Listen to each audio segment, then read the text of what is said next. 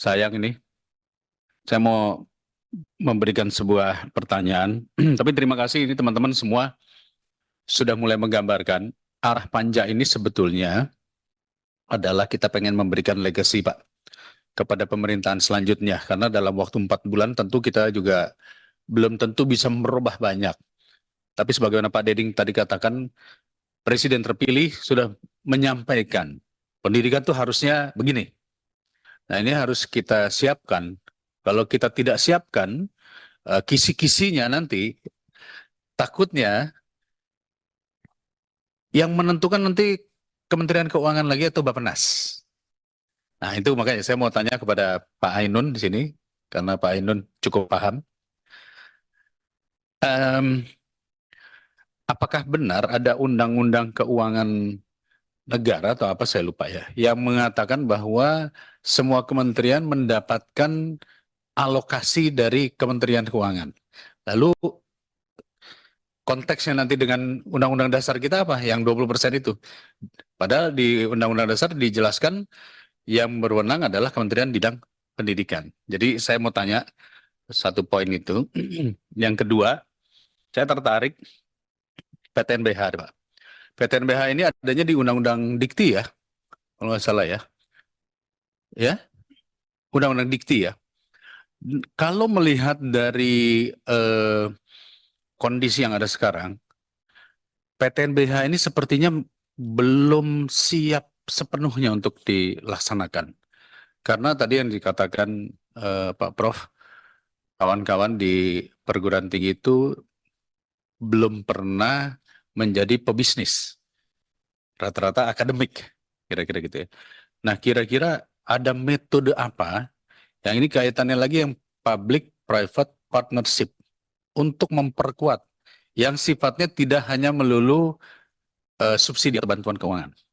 Apa yang diharapkan dari Ormas ini? Saya tertarik misalnya pengurangan pajak aset pendidikan, ya kan? Atau insentif, atau juga guru, dosen, gaji itu. Jadi kita kita cari ruangnya nih, ya.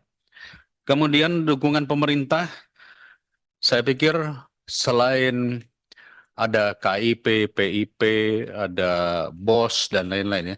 Tapi sekarang juga ada masalah baru ini. Ternyata PIP dan KIP hanya untuk DTKS. Padahal yang nggak mampu lebih banyak daripada yang DTKS, Pak.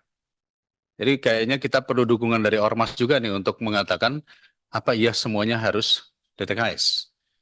Ya, karena kalau kita lihat UMR rata-rata di daerah itu di bawah 4 juta. Artinya semua masyarakat anak-anak yang ada di sana itu termasuk bagian golongan yang tidak mampu. Ya. Kemudian alokasi distribusi. Kira-kira berapa persen sih yang perlu diberikan kepada Kementerian Pendidikan dari alokasi yang 20%? Kan saat ini kan sekitar 14-15% dari 20%. Kira-kira rasio yang logis berapa sih? Karena yang jelas kementerian lain, KL lain saja itu sudah 20 sekian persen ya. Terus kemudian transfer keuangan daerah itu 50%. Lalu kemudian juga ada BA Bun dan lain-lain itu juga cukup besar.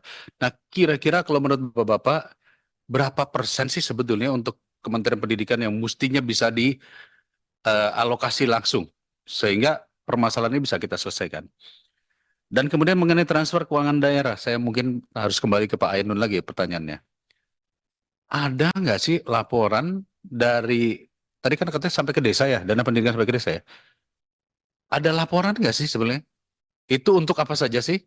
Dan outputnya apa? Apakah indeks pendidikannya naik, APK-nya naik, atau apa? Nah, itu saya perlu tahu.